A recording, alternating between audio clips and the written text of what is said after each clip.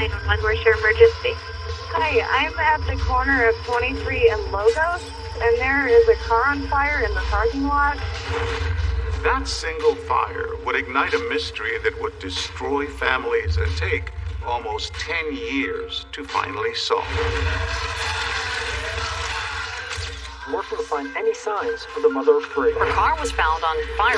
Mother of three has been missing for 3 weeks now. I knew then that something horrible had happened to her. No one was found inside the car, so the big question is, where is she?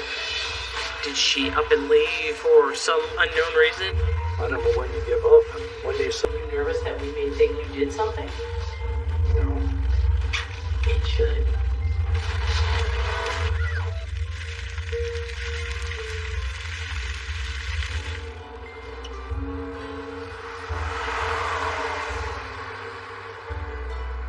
Grand Junction is located in western Colorado, just at the foot of the western side of the Rockies. It's right in between the Colorado National Monument on the west side, and then on the other side is the Grand Mesa. It's a great place if you're looking for outdoor recreation. Hiking trails, horseback riding trails, a lot of bikes. So this area is a mecca for outdoor adventures, a place where it's easy to get lost and hard to be found. People are very friendly, everybody knows each other. Grand Junction, Colorado really has that small town feel where the community comes together in a crisis. And it's here that in the summer of 2007, I came to report on a story about a young 34-year-old mom named Paige Bergfeld. She had simply vanished. Frank, how would you describe your daughter? I think the word is effervescent. She's the kind of person when she comes in the room and meets you, always gives you a big smile.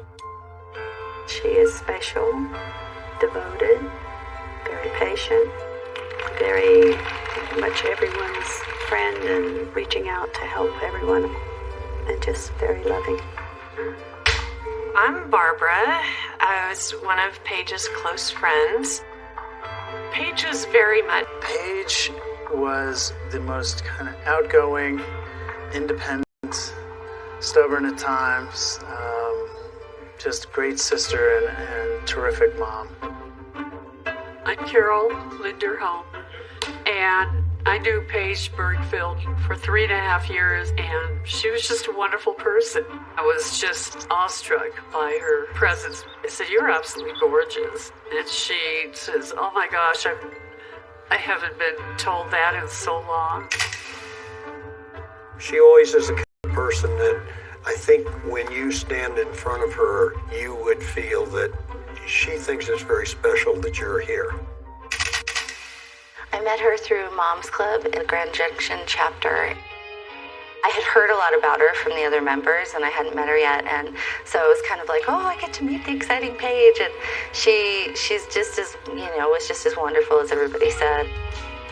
The Moms group in Grand Junction was a way for mothers to get together. Whether the kids were there or not, it was a community for them. It was a safe space so that they could be themselves.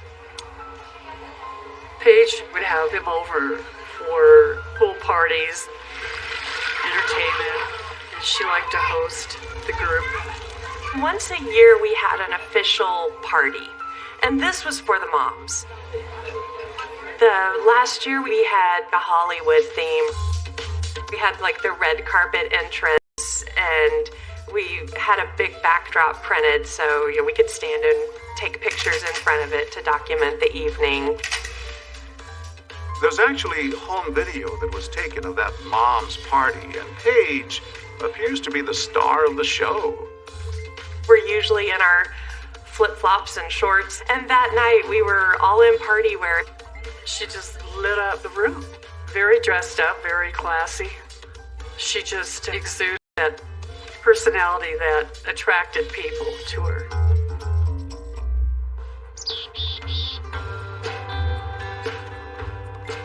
Paige appears to have it all, a beautiful home and 3 loving children. but she's divorced from her husband of 9 years, Rob Dixon. Well, Paige was very concerned about finances, about meeting the bills. She was working probably about 4 or 5 different jobs. She developed a business of baby slings. She taught brain dance classes to little children. She really enjoyed that. With a true honor of being able to work with your children. They have a lot of creative energy. Chef is a company that sells a line of kitchen supplies. In 2007, Paige was able to sell items out of her home to local customers and also be at home with the kids. The most important people in Paige's life, hands down, were her children. Everything she did was to provide for her children. She was working all of these jobs, but still showed up at the PTA meeting and at the parents' play groups and everything else. She's a really special person.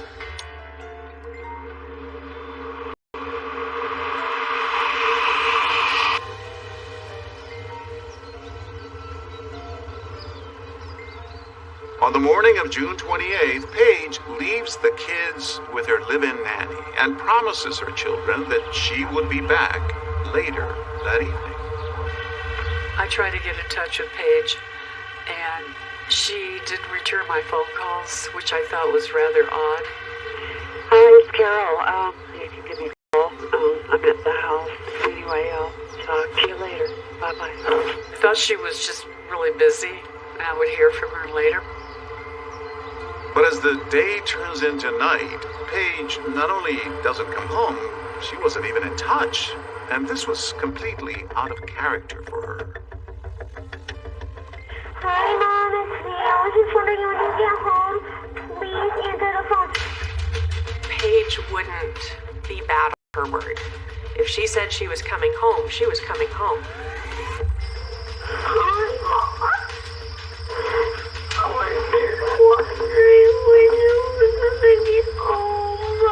End of message. I started to have a very sinking feeling that something just wasn't right. You would be back when we're done. You will be with me back. Please come back quickly.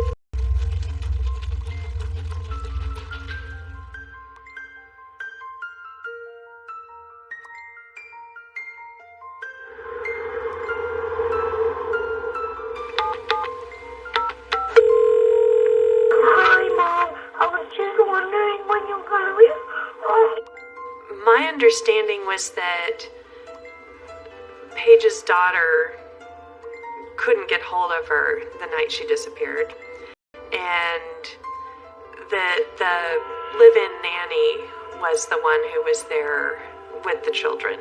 I knew something was wrong. It was a gut feeling. Her children were the priority, and no, she was on her way home. So, after not hearing from her mom for 2 full days, Jessie, who's only 8 years old, goes down to the police station with her nanny to let police know her mom has disappeared. Frank Bergfeld, Paige's dad, who lived in Denver at the time, has also been calling Paige, but he's getting no response. June 30th, you get the phone call. Yeah, I got a call that was, they said, the Mesa County Sheriff's Department, and he said, I'm calling because your daughter's missing. And it was a strange moment. And I said, missing since when? He said, missing since Thursday night. And I remember saying, this is a problem. There's a crime being committed here. We went ahead and threw some stuff in an overnight bag and came straight out. When my dad called me to tell me that Paige was missing, it's the first time I had heard him cry since I was a little kid.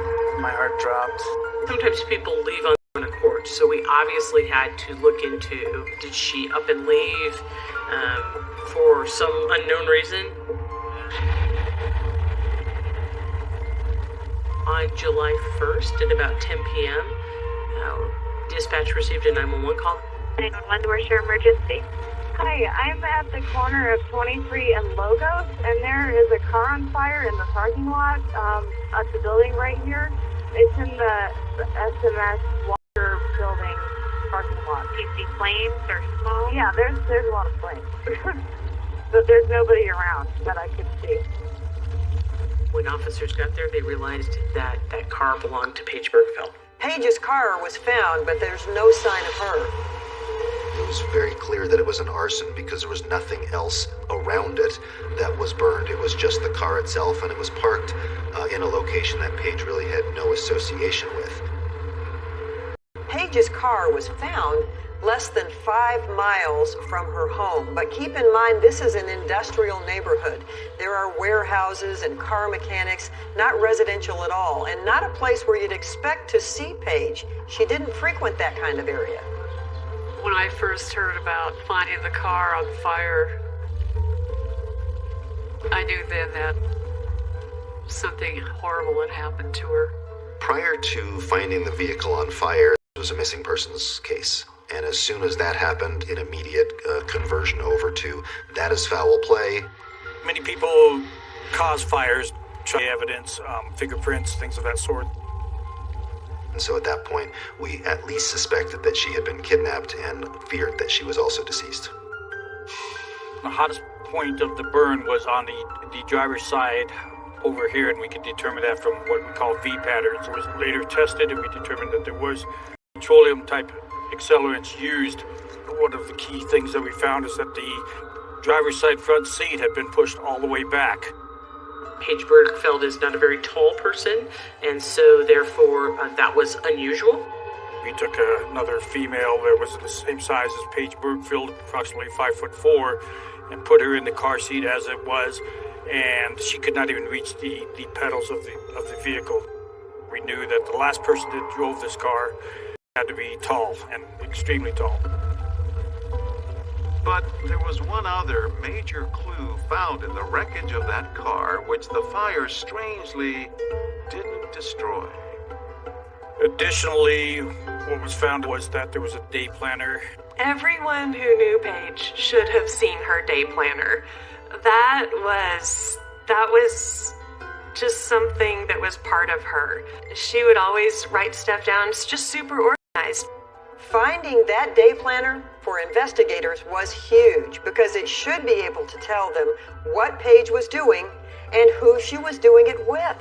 And as we looked at the day planner, 4 of the dates have been torn out of the day planner. They were June 26th, 27th, 28th, and 29th.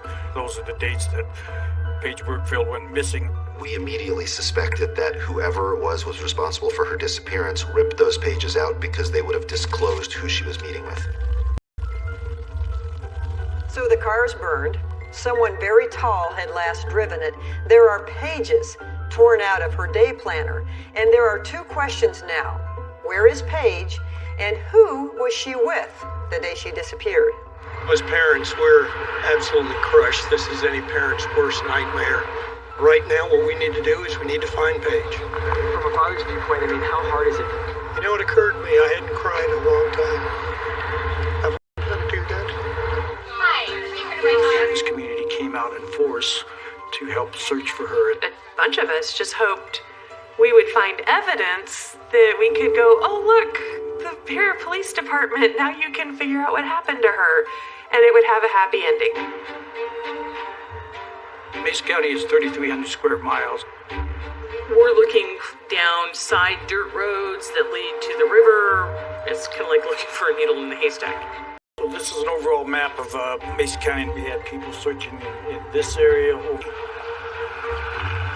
All of those people work long hours on horseback, on ATV, walking, all of those things, looking for pieces of evidence. We came here from Seattle to support my parents, to take care of the kids, and to find Paige.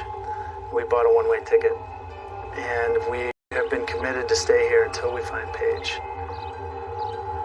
Anytime a woman goes missing in a situation like this, the first people we're going to look at is exes. ex-boyfriends, ex-husbands, and so we started our investigation looking at Rob Dixon. So I didn't get to know Rob very well. I knew she had met him years before, and I knew that they'd had a really nice lifestyle with some family money that he had. Rob Dixon came into a fortune from his parents' business, which was the early days of cell phone technology. Rob was buying all kinds of things with his money. I mean, he had sports cars. They built this big 6,000 square foot home. He was buying Paige expensive jewelry. She had a $12,000 necklace. But Dixon fell on some hard times and later would file for bankruptcy. When he lost all his money, it created a lot of strife in their relationship. It had become known that Rob had scared the children, that there had been the overly tense moments that they didn't feel safe. And it was after one of those tense moments that in October of 2004, Paige calls the police. Where's your emergency? My husband and I were in a fight, and he said that I would come home and find them all murdered.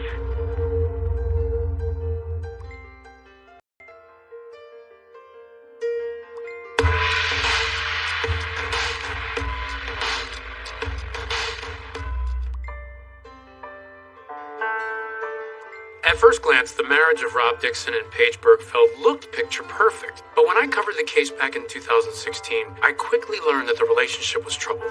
From what I saw of Paige and Rob's marriage, it was strained. So I started to question, what's their family dynamic like? I would describe the marriage as extremely volatile, not a loving situation. Her husband had been very wealthy. As Rob's wealth kind of toppled, he came under more and more pressure, and it bled out into the relationship. He wasn't bringing in enough money, and I'm not going to put that on him. They're both in a relationship, and I think that just... A lot of couples fight when their marriage is strained. But one night in 2004, Paige makes this 911 call to police. Where's your emergency? My husband and I were in a fight, and he was supposed to watch my children while I went to work, and he said that I would come home and find them all murdered. No charges are filed against Dixon that year, but 12 months later... In October 2005, he was accused of assaulting Paige, punching her, slapping her. Yep, filed charges. And he had to answer. Although Dixon denies assaulting Paige, he pleads guilty to misdemeanor harassment. The charge is later dismissed, but that incident marks the beginning of the end for their marriage. Paige and Rob divorced in 2006. She ended up with the house, and that was her home. That was her kids' home, and that certainly was a big overhead. She was living in this very beautiful 6,000 square foot home, and I think her mortgage was somewhere around $6,000 a month. Paige was very concerned about finances because she didn't want to lose the house. All she had to offer the kids was the safety of their home. To not change one thing in their life because they'd been through years of struggle.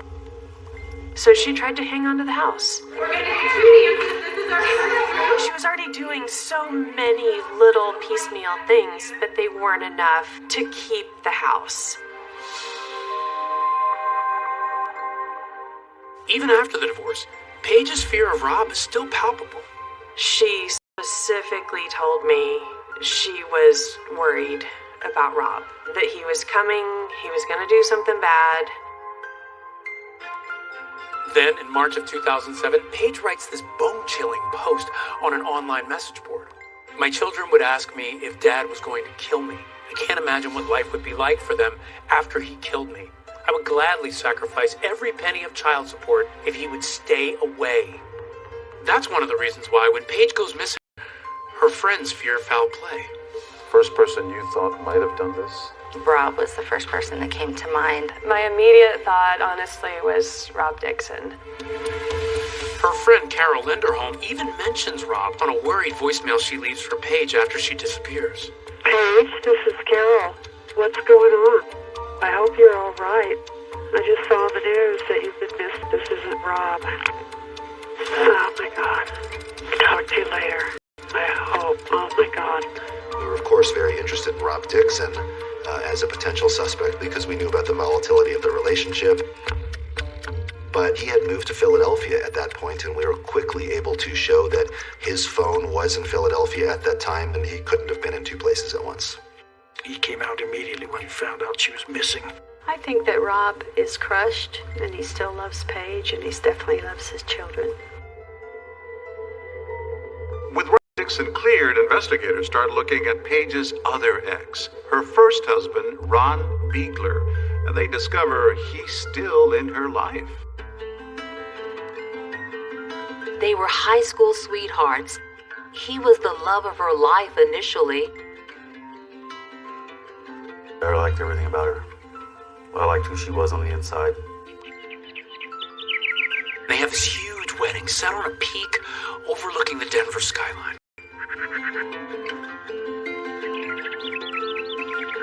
But their youthful rush to the altar ends as quickly as it starts. It had come down to a kid issue, like that she just really wanted a family and he really didn't. And so that relationship didn't work.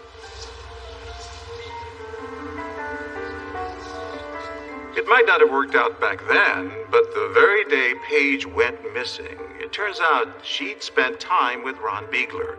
It seems Paige was rekindling her romance with her first love right before she disappeared. She reconnected with Ron. She would find herself driving up to Eagle to meet him halfway, and they'd have picnics. We just decided to meet that day, just to be together and have a picnic and be in each other's company. The Eagle is halfway point for both of us, so we left at the same time and arrived back in our towns at approximately the same time, and she called me to make sure I made it back into Denver, and that's the last I ever heard of her. But you talk about the missing person emergency? He had reported when he called 911 that he had been with her earlier that day. I saw her all day on Thursday, and then I talked to her when she got back in town. She's definitely missing because she would never leave her children. He remembers her getting into her car, getting on I-70 west. He got into his car and drove on I-70 headed east, and we could track his phone headed all the way back to the Front Range. He was ruled out almost immediately. There is still no sign of Paige Bergfeld. The mother of three has been missing for 3 weeks now in Grand Junction. Meanwhile, there are new clues emerge from someone who wasn't even looking. Perhaps the biggest clue came from the unlikeliest of sources. A motorist with a flat tire pulls along the side of this road to fix it and then notices something strange. Paige's checkbook. Investigators soon find Paige's personal checks and business cards, other personal items dropped all along this road.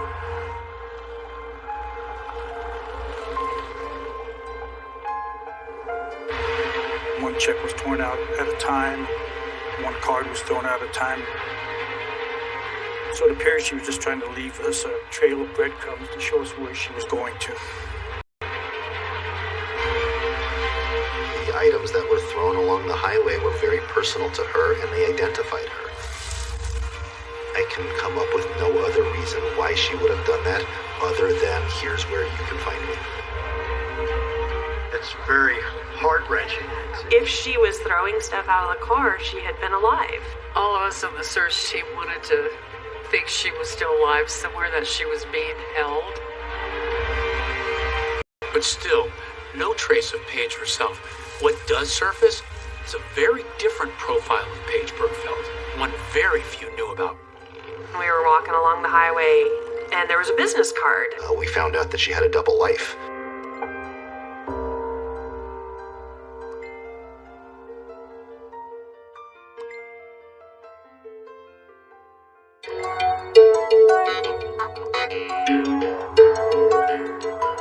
It's 3 days days since Paige Bergfeld was last seen, and former husband Rob Dixon shares a secret with police. He tells them what he says led to the couple's 2005 fight and the reason they ultimately got divorced. And it's a shocker. Paige had been working as an escort during their marriage. As the mystery into Paige Bergfeld's disappearance grows, Colorado investigators dig into her background, and they dig deep. What they uncover are new names, new faces, and a suspect list that grows by the minute. In the mid-90s, there was a strip club in Denver called the Mile High Saloon. And in that strip club was a part-time dancer named Madison. Her long-term goal was to save enough money to get breast implants. Her husband at the time said stripping made her feel better about herself and more powerful. But it turns out Madison was just a stage name. It was, in fact, Paige. Women may be coming into the commercial sex trade with "oh good" to somebody who feels insecure. My name is Megan Lundstrom, and I am a survivor of domestic sex trafficking and commercial sexual exploitation. As women, we generally feel insecure about our bodies. So having tons of men that are not only complimenting us but willing to pay money can feed this illusion of like self-worth and confidence. Absolutely. So the chronology goes like this. When Paige is dancing in Denver, she's still married to husband number one. They get divorced in 1997. A year later, Paige meets Rob Dixon and they marry. And in 2005, the business-savvy Paige finds herself literally at a crossroads. On the third floor of an office complex and using the company name of Grand River Acupuncture, Paige Bergfeld is in business. And it's not the acupuncture business. Paige had a business which she called Models Incorporated. Hello, you've reached Models Inc., Colorado's premier gentleman's service. Models Incorporated actually has no models, and it's not a corporation. In fact, it's just Paige putting a new spin on the world's oldest profession. Although she makes it appear like Models Inc. has numerous women available to clients, Paige is essentially a one-woman show, catering to all callers. We found out that she had a double life. She was a really talented business owner who had 4 different businesses going, 3 of them legitimate, and one of them was an escort business that only a very few people knew about.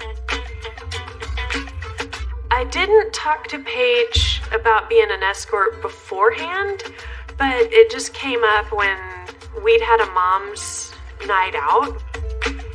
I was surprised. That's not the average thing a mom says. Hey, so I picked up this part-time job running an escort service. Paige used a different name for the escort service. She used the name Carrie. Women in the commercial sex trade use fake names for a couple different reasons. First of all, to protect themselves from buyers. So making sure that buyers can't show up at their house, they can't show up at their kid's school. Paige's online ads likened her erotic massage services to filet mignon, while referring to the competition as chopped meat. This is not to say everyone who called Models Inc. was looking for sexual services, but those who were paying filet mignon prices. $100, and for the most part, $1,000 to $1,200 for sex. Lots of people have secret lives, but I think with Paige, as you dug into her life, you found out that she had financial issues and that she had to make additional money. Even her parents had no idea that this was going on in her life. Selling sex, the end goal is to make money. I feel like we shy away from talking about the financial component when the reality is that's a huge piece of it, is women need to make money, and for whatever combination of reasons, there aren't enough viable options. And so the sex trade starts to look like an attractive option. Paige talked to me about the massive mortgage that she needed to take care of. And of course, it's monthly, so it weighed on her. She couldn't find a one-time deal and solve her problems. Paige and I had conversations about her decisions carrying an element of danger. And when someone gets to a really difficult place in their life, you have to make a choice. Women in the commercial sex trade have a mortality rate 40 times higher than the average woman. So if that doesn't tell you something about how dangerous it is, I don't know what will. I flat out told her, there's danger. And I guess I just, again, put those blinders up. I just live a normal soccer mom life. What could possibly happen? It's incredibly deadly, but I think most people generally think it's not going to happen to me.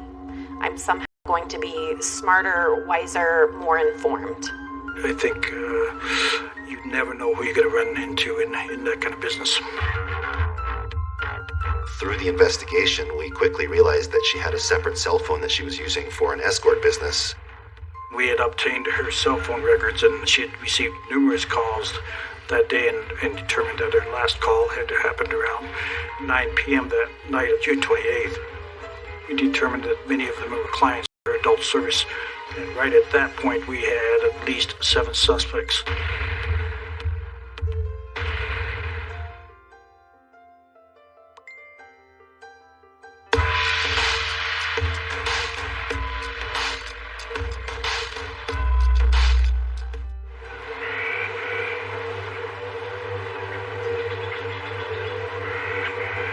I always knew this was a difficult case, and part of what made it so hard is there were so many little disconnected pieces that had to be put together to understand the investigation that could have helped them pinpoint where Paige was at certain times. Most notably, that day planner with its pages ripped out. So now they decide to follow another paper trail, her phone records. We had determined that she had had numerous phone calls made to her on the day of her disappearance, and those phone calls we had traced back to several different people. Specifically, they examined all the calls Paige made or received on the drive home after that long picnic with her former husband, Ron Biegler. When she finishes her meeting with Mr. Biegler, early evening of the 28th, she starts heading back to Grand Junction. That's about a 2-hour drive from Grand Junction to Eagle. And so you can see she starts making some phone calls. She had no plans to have any sort of appointments after this until she got in her car, so it really narrowed the possible suspects to people who spoke to her between the time she got in her car in Eagle and the time she got back to Grand Junction. We had obtained her cell phone records, and from that we had determined that she had received numerous calls that day and determined that her last call had happened around 9 p.m. We determined who those people were. We determined that many of them were clients for her adult service. It makes logical sense. If you are headed home and you're going to see some clients, you're going to schedule possible sessions with each of them. Obviously, some of those people were a little bit more seedy in character. They had criminal histories, some backgrounds that some of them were violent, some of them were not. Tim Zotto was one such client. He's on probation. He wears an ankle monitor, claims he hasn't been out in 2 weeks, but he says the reason he calls Model Inc. is because he was checking to see how much it would cost to send an escort over. He says he never did meet anyone from Models Inc. John Livingston calls Paige from a Motel 6. He tells investigators that he spends most nights sleeping in hotels or in his truck. And on the night Paige disappeared, he arranged for an escort to come to his room. At the Motel 6, he was one of the last people to call her and kept on calling her to come and visit her. I was just checking to see if you had somebody coming out or not. John Livingston, of course, who was at the Motel 6 wondering why Paige had never shown up, but he had had contact with her, and he at least could have known where she might be.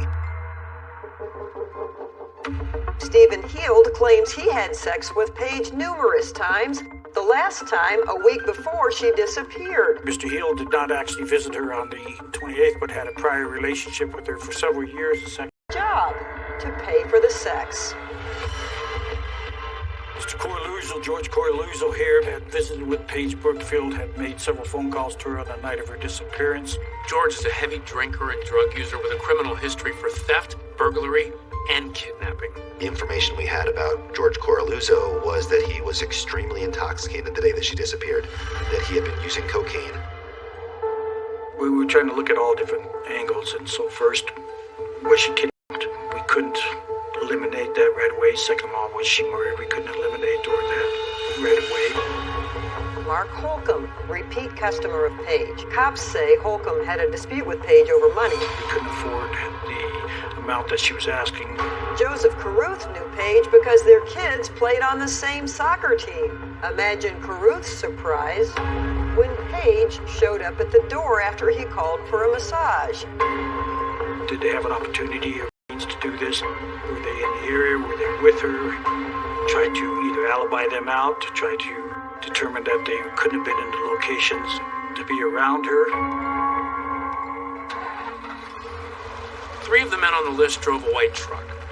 Now that detail was of some interest to investigators after they spoke to Carol Linderholm.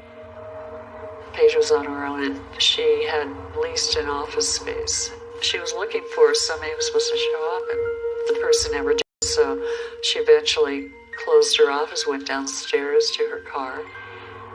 As she was getting ready to leave, she sees this truck pull up right behind her to block it in. She was in her minivan, and as it was relayed to me by Paige, she just threw the car in reverse and just gunned it real hard. She was just going to back in to that car just to make space for her to get out. She didn't care what happened to the consequences of hitting the car or anything. She just wanted out of there. And the white pickup took off. Was she shaken by this? Oh, she was extremely scared. She told me about it, and she says, I've never been so scared in my life. One by one, the suspects are cleared. Those people gave us the information. We were able to quickly and easily eliminate them. Except for one.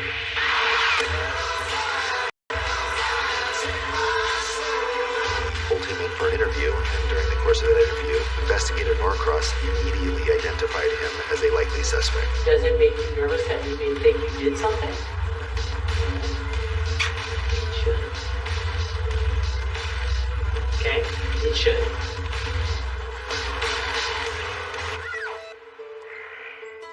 And it's not a good feeling that I want anybody else to experience. Then, the investigation takes a shocking left turn. So we have a major break of a Colorado mother who led a secret double life. It's discovered that Paige led a secret life as an escort, calling herself Carrie and advertising her own agency online called Models Inc. You have to talk to a lot of different people when you're talking to somebody who's running an escort business. So we start working through what I'll call a client list. And Lester Jones was one of them that had called her service. Lester Ralph Jones is a 56-year-old local RV mechanic who calls Paige for a rendezvous just the day before she goes missing.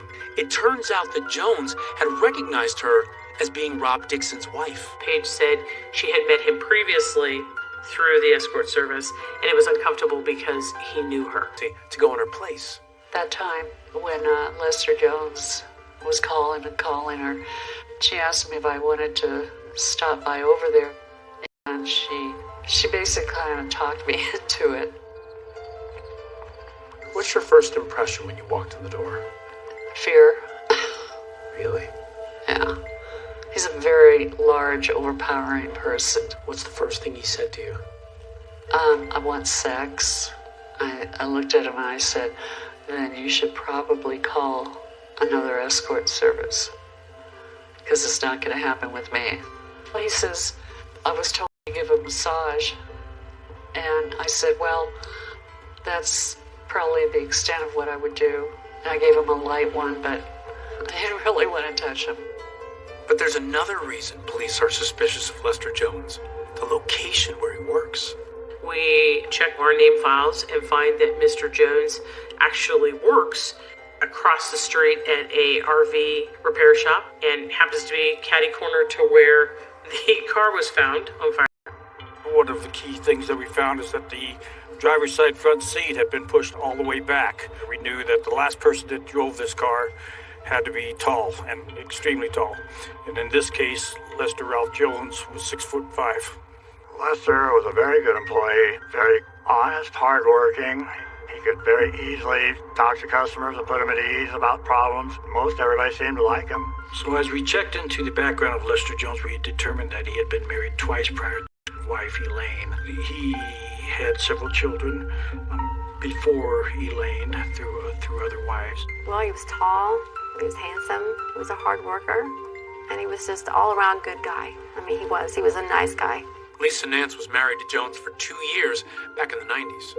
We never fought, we never had any kind of arguments or anything like that. It was good. It was just, after like a year or so, I just didn't want to be married anymore. I never knew if he was into using escorts or anything like that. No, I never knew of it. Never heard of it.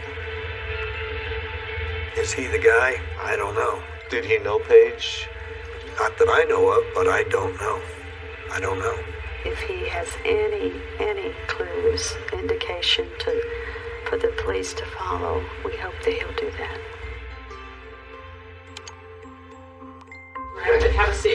Thanks. We contacted Mr. Jones at work on July 5th and asked him if he'd be willing to talk with us, and he was. He voluntarily came down. I'm guessing you can probably guess as to what we're investigating. He just said he's investigating the disappearance of a young lady. Okay, right. And we Jones admits he visited Paige's escort service a year before her disappearance. And who did you see that time? Well, I don't really know. It's, I think they call her Blondie, and that's all I can tell you. Let's have some honesty. What happened during that one? How did it start? Well, it starts with a massage. Okay. And what are you wearing? I had nothing on. Okay, and her? She had nothing on. Okay. We did not have sex. Okay.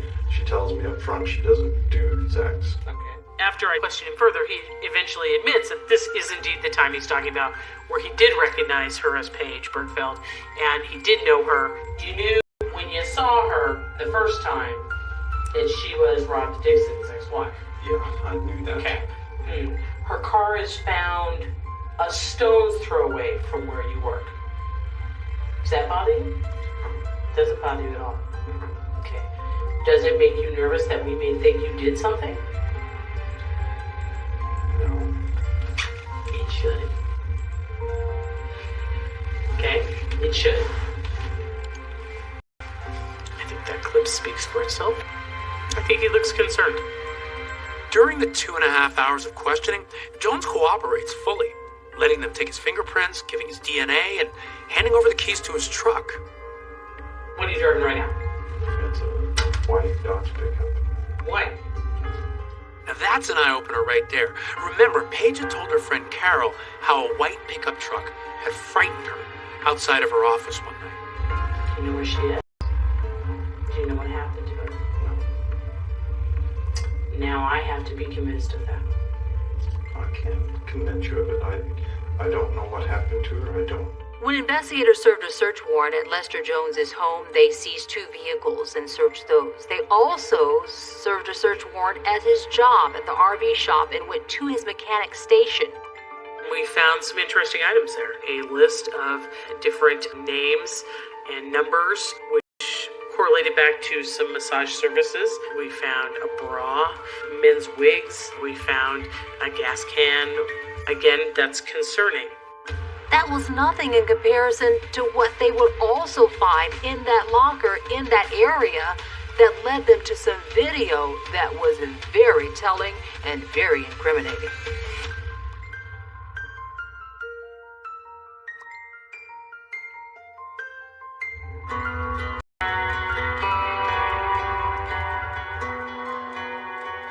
When you make a living as an escort and you go missing, it's clear that your phone calls are going to be critical. Cell phone that she was using for an escort business, and very few people knew about it.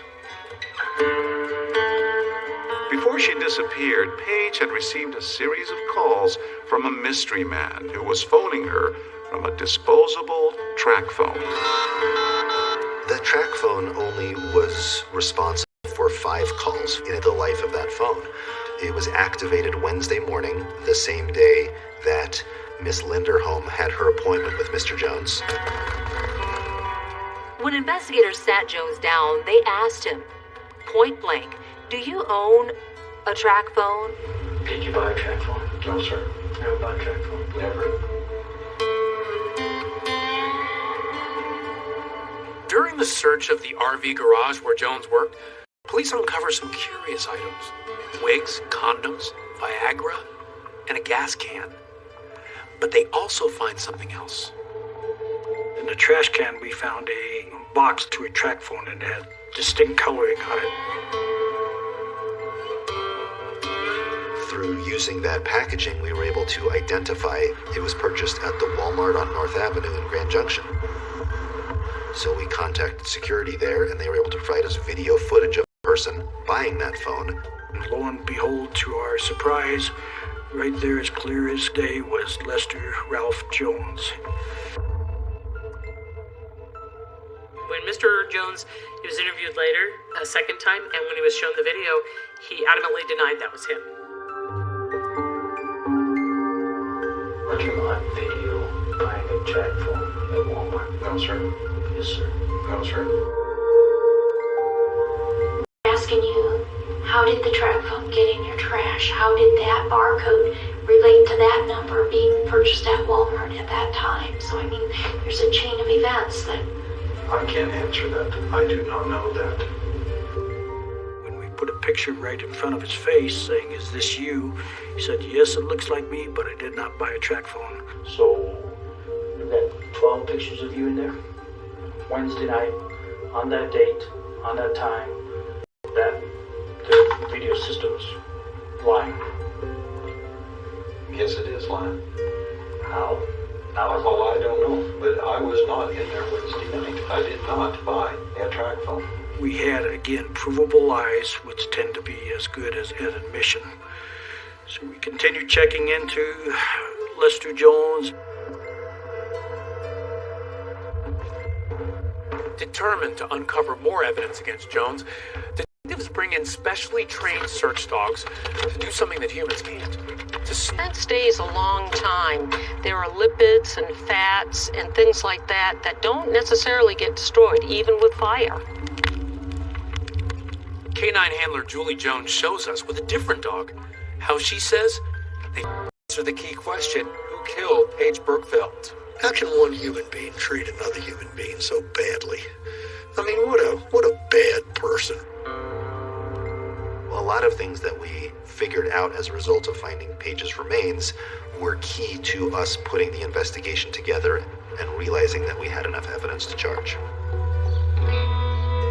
2014, deputies went and arrested Mr. Jones, and at that point he was arrested without incident and didn't have anything to say. Sheriff's Office arrested Lester Jones this morning in connection to Paige Bergfeld's death. Lester Jones was charged with first-degree murder, felony murder. 9 years after the disappearance of Paige Bergfeld, there will finally be a trial for her murder. But if prosecutors think they've got a slam-dunk case, they're in for quite a surprise. So let me talk to you about a few of the real killers in this case. I have lied about a lot of things to protect me. He told me that he killed Paige and that he could put my body in a wood chipper. Thank you. Mr. Jones is not guilty.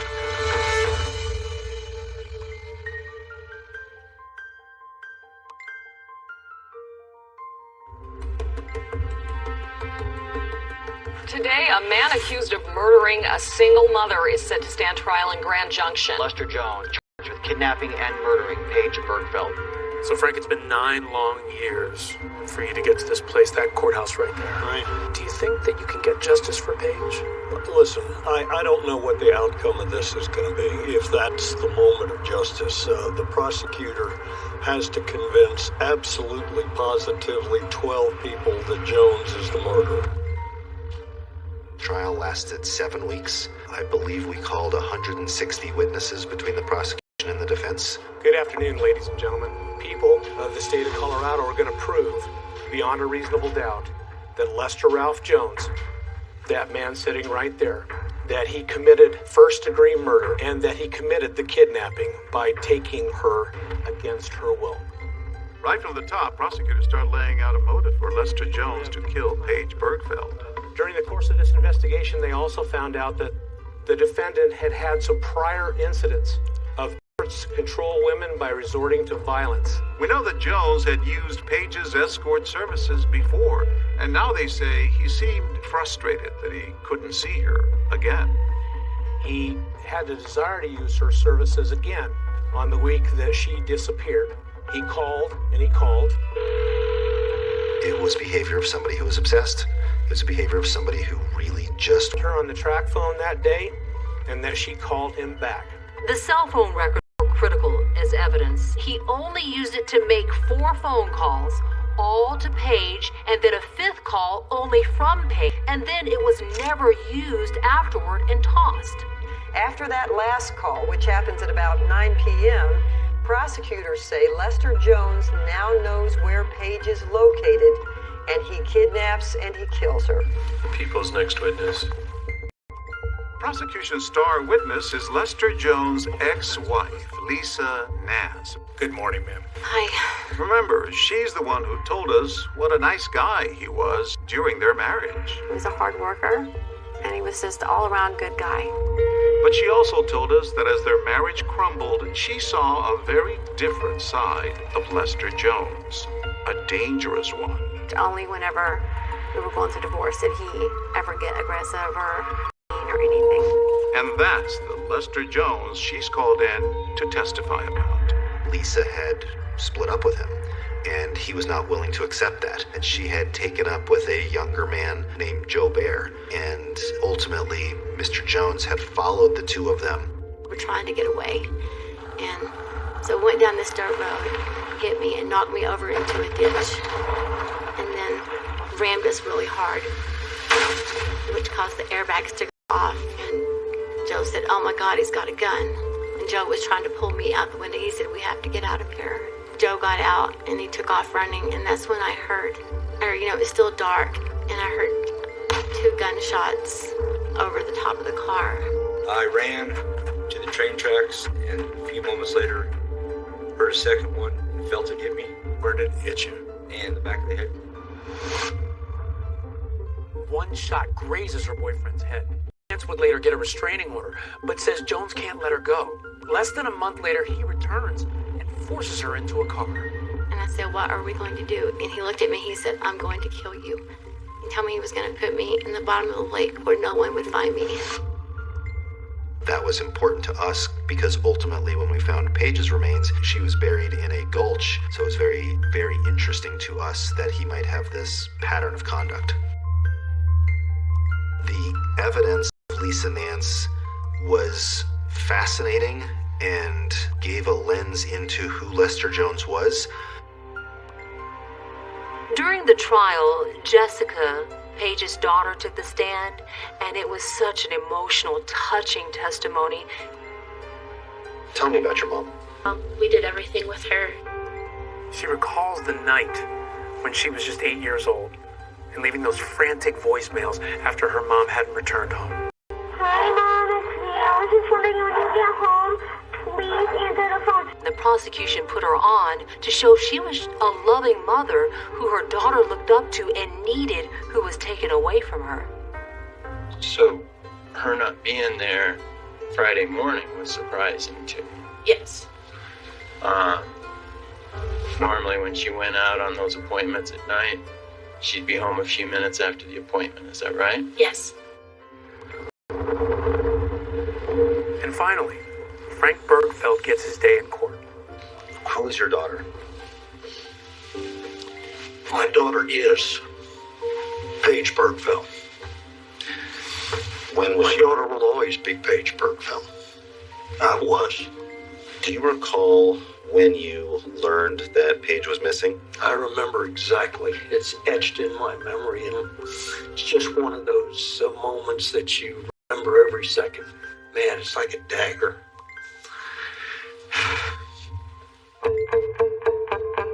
When it was the defense defense's turn, their strategy was to say that, in essence, investigators had let everyone else slip through the cracks when it comes to Paige's clients. That instead of focusing on Lester Jones, investigators should have been checking them out more thoroughly.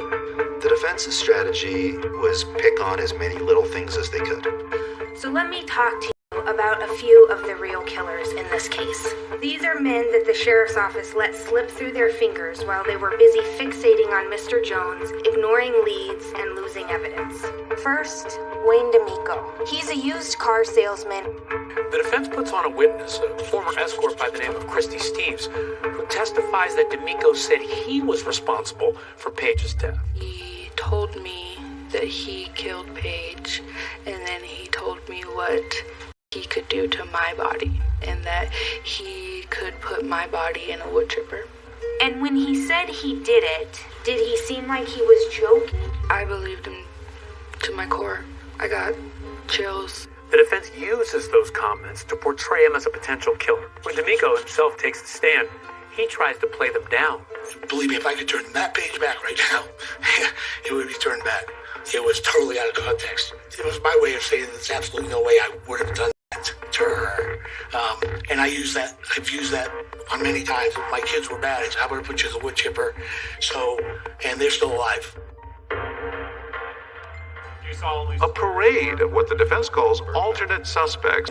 Now, he's the guy who's admitted stealing thousands of dollars from his boss to pay for his encounters with Paige. And you solemnly swear? The prosecution hit back with, of all people, Heald's wife. She gives him an alibi, saying they were together at the time of the murder. But she's clearly not thrilled to be helping him. When law enforcement got there and they told you about these things, a lot of stuff that was very disturbing to you. Yes. Every reason at that point to basically throw him under the bus, wouldn't you say? Yes. Okay. And despite and that... I would have. And you would have. But the prosecution's got some potentially game-changing evidence. Good morning, Captain. Good morning. A groggy Lester Jones on this recording saying some very strange things. You asked me where I should bury a body. When did I ask you that?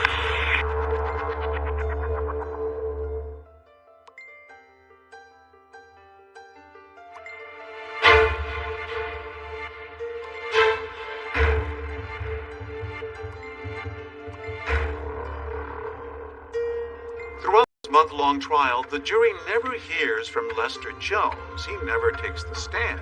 But there was one day the jury did hear him speak, when prosecutors play a very cryptic recording. Hello, Mr. Jones?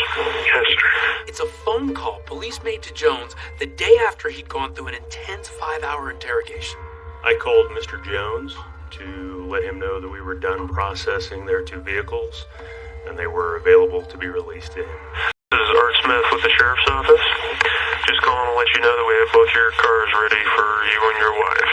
So I can come pick him up? Yeah, you bet. I don't think so.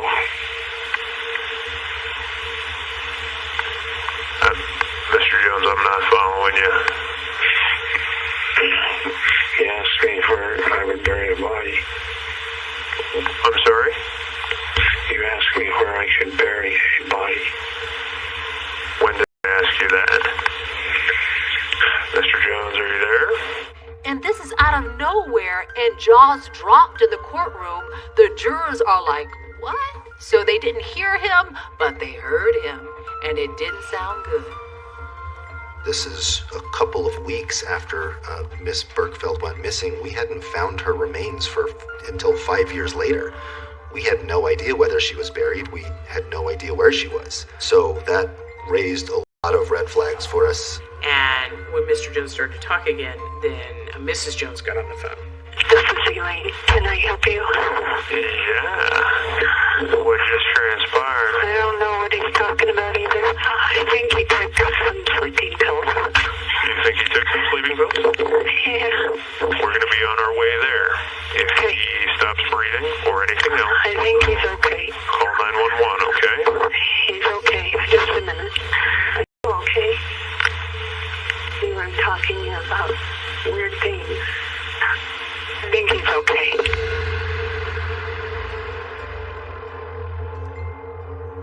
he's trying to commit suicide or not. Maybe just get some rest because everybody had been hounding him, and the stress of it, probably wasn't sleeping very good, but very strange phone call. Mr. Jones did attempt to overdose, and he left a note saying that he didn't do this to his wife. My dearest love, I've prayed all night, and this morning I've asked for his forgiveness. Tell the cops to get... I never did it, but I can't be railroaded. Do you solemnly swear or affirm under penalty? When Lester Jones's wife Elaine takes the stand, she describes her shock at finding out just how often her husband was paying for prostitutes. How do you feel about all of this? I feel horrible. I'm crushed. It's horrible. Okay. Hard. You testified you're still married to him. Yes. Why? I'm still married to him because I'm a Christian and my faith asked me to forgive him, and I feel like I need to give him another chance. What she wasn't able to give her husband was an alibi to explain where he was during the crucial hours when Paige went missing or when her car went up in flames. She even IDs him buying that track phone at Walmart. Miss Jones, do you recognize that man? My husband, Lester Jones. And as Jones watches his wife, he appears to mouth the words, "It wasn't me," standing by his denial. I'll now advise the lawyers to make their closing arguments. We'll start with the prosecution. After 21 days of testimony, it's time for closing arguments. And prosecutor Dan Rubenstein paints an emotional picture of Paige Bergfeld's last moments. Paige must have been so scared. It is hard to even imagine what would have been going through her head as she was laying either in the back of the vehicle or in the trunk when she decided it was time to start throwing items out of the car for about 12 miles. Personal checks, her driver's license, her kid's medical card, leading in a trail of breadcrumbs to the area where she was killed and buried. We'll continue with Mr. Coleman's closing argument. And the defense hits their biggest theme, that those alternate suspects just weren't looked at closely enough by investigators. But the investigation was deficient, and they have made the facts they have fit their hypothesis. That is the polar opposite of what you should do. But prosecutors say they thoroughly looked at and cleared all of them. So, who is the real killer? We don't know. It is not acceptable to convict people of murder just because they're creepy guys. Despite the fact that Mr. Jones has done bad things, there is not proof beyond a reasonable doubt. The jury deliberated for 4 days, and that is 4 agonizing days for a prosecutor. And in fact, jurors told us themselves what it was like in that deliberation room, how they wrestled with what they think may have happened. When the prosecution rested, I was just stunned. I said, "This is all you got?" There's a lot on the fence. Some went towards the guilty side. I felt like the defense did a good job in displaying some shortcomings of the sheriff's office. I just said, yes, there are holes in this case. There are still 3-4 things here that make him a viable suspect and guilty. Wholeheartedly in my heart, I believed he was guilty. Please rise for our jury. We were told that it was 10-2 at various times and 9-3 at various times. I was disheartened. The jury remains in the same position of being unable to reach a unanimous decision. So, ladies and gentlemen, at this time I am declaring a mistrial in this matter. People were stunned by the hung jury. I think everybody in that courtroom thought one way or another we were going to hear guilty or not guilty. So that's it, guys. It's all over for now. But maybe there'll be another shot. Before that second trial, new evidence comes out that could change everything. We had downloaded the surveillance video of her worksite, and we pulled it up. Who is lurking behind the wheel of this car?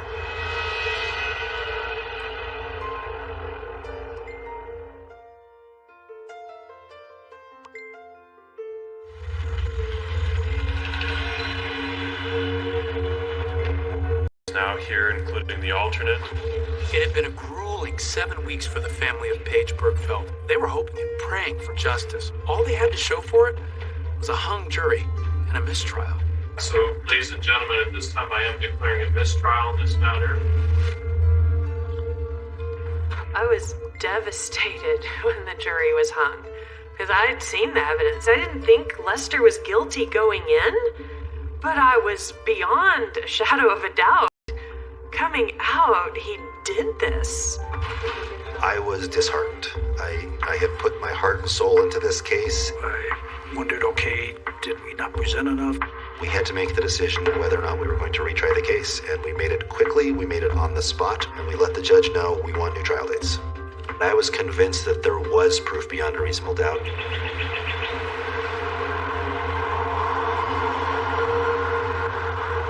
A man accused of kidnapping and killing a Grand Junction mom who also ran an escort service, well, he is set to go back on trial. Just 10 weeks after the first trial, jury selection begins at the Mesa County Courthouse for the second trial of Lester Jones. And prosecutor Dan Rubenstein is determined to win. Paige Bergfeld was kidnapped and murdered on June 28, 2007. Lester Ralph Jones is the one who did this. My strategy really was I needed to listen to what the first jury told me about what was important to them and focus on the right things.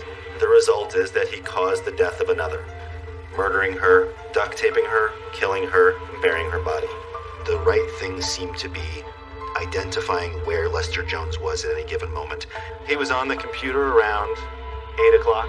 How can we rule out everybody other than Lester Jones and then add to that the mountain of evidence?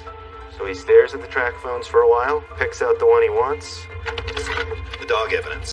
Defendant scent on the driver's seat of Miss Bergfeld's car. The location of the fire, right by his workspace. And this time Rubenstein has an ace up his sleeve after making a startling new discovery that could upend this case. Between the first trial and the second trial, we had realized Lester Jones was trying on Monday to get a hold of Paige. So we thought, I wonder if he's driving around by her worksite.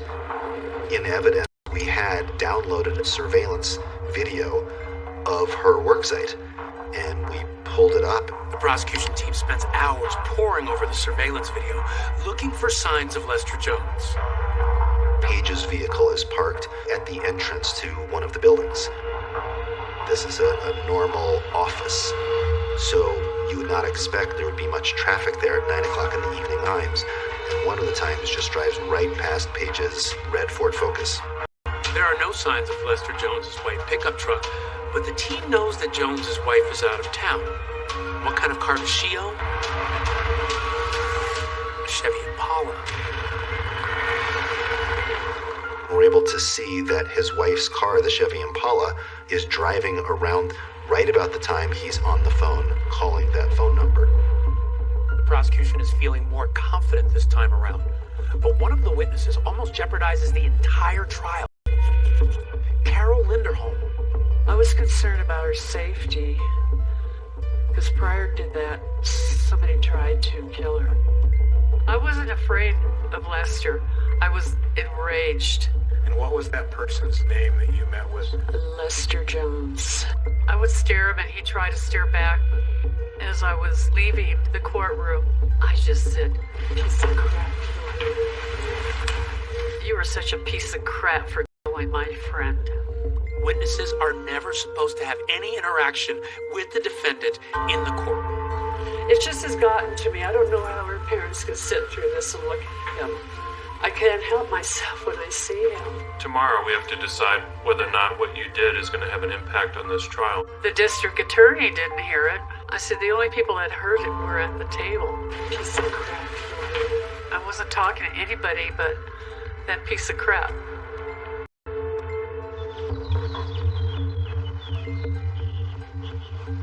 The judge didn't declare a mistrial because he said the jurors couldn't hear her. Please rise for our jury. Just before Christmas Day, closing arguments wrap, and the jury goes into deliberations to decide the fate of Lester Jones. Right now, a jury is deciding the fate of the man accused of killing Paige Bergfeld in 2007. It was a very long 4 days of preparation, and of course my fear was that there would be another hung jury.